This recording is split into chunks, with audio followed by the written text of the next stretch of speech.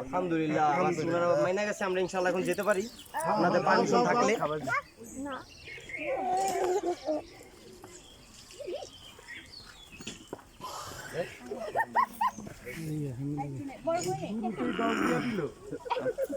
এখন পুরাটাই দিব বড় করে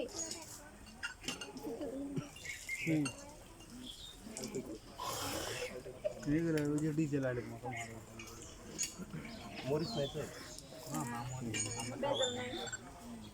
ভেজাল করলে কিন্তু আমাকে সময় আছে, শেষ না, আমাকে সময় সামনে।